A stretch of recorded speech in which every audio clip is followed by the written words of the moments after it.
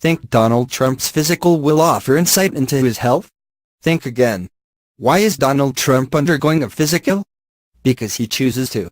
There is no legal requirement for Trump or any other U.S. president to undergo a physical examination by a medical doctor while in office.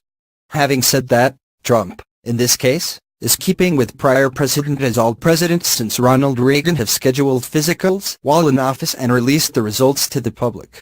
Still, the decision to schedule a physical for this coming Friday was ultimately up to Trump. What was interesting about the public announcement of the exam by the White House was its timing.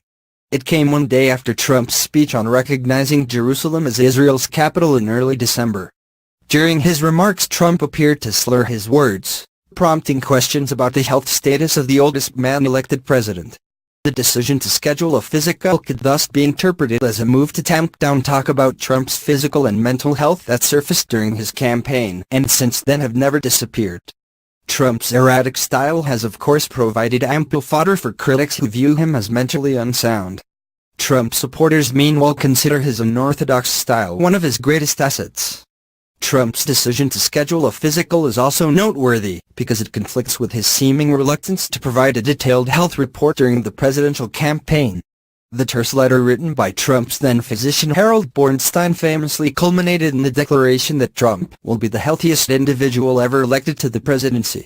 Other than that, the missive, which Bornstein said was put together in a hurry, included few details, but several typos, and overall did little to assuage concerns about candidate Trump's health. What will the results of the exam say about Trump's health?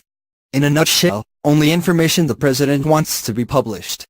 That is not just because of the traditional physician-patient privilege that applies to the president as to every other U.S. citizen, but also because of medical laws like the privacy rule, which protects patients' personal health information.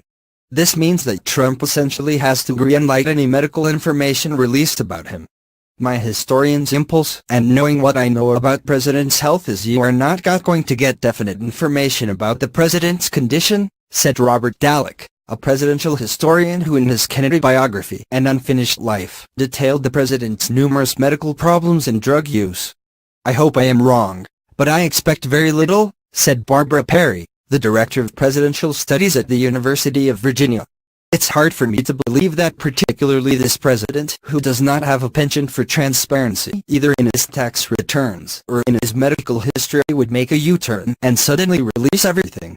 While it's accurate that any health information released about Trump must be approved by him, that does not mean that the bulletin written up by the president's physician, Ronnie Jackson, should simply be viewed as a thinly veiled attempt to whitewash any concerns about the president's health, said Robert Darling, a former White House physician who served President Bill Clinton from 1996 to 1999.